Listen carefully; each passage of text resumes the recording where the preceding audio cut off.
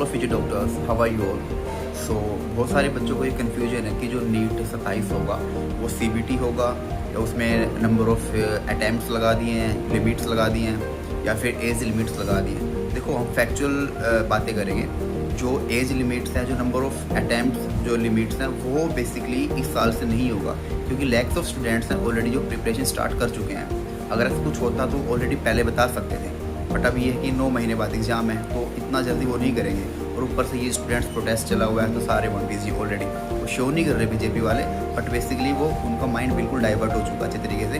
तो वो अभी कुछ डिसीजन लेंगे भी नहीं। अभी प्रोटेस्ट खत्म होएगा, धीरे धीरे चीज़ें सही होएगी, देन उसके बाद कुछ डिसीजन ले सकते हैं वो। और इतना टाइम रहेगा नहीं कि फिर ये बताएंगे कि भाई लिमिट्स लगा दी हमने। तो बिल्कुल रिलैक्स रहिए। 27 के लिए बिल्कुल भी एज लिमिट्स नहीं है, नंबर ऑफ़ अटैम्प्ट्स लिमिट्स नहीं है।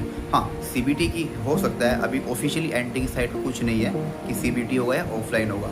तो बेसिकली जो हमारे एजुकेशन मिनिस्टर ने बोला था कि एग्ज़ाम सीबीटी मोड में होगा, तो हम यही मान के चलेंगे कि जो नीट 27 है वो बेसिकली सीबीटी मोड में ही होगा अभी तो।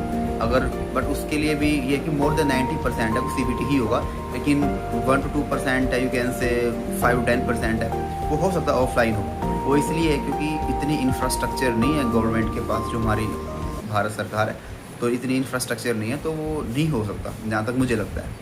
तो अभी ऑफिशियली अनाउंसमेंट नहीं हुई है, तो हम क्या करेंगे, ऑनलाइन को ही मेन मान के आगे अपनी स्टडी कैरी ऑन करेंगे। So guys, thank you very much, keep studying, bye bye.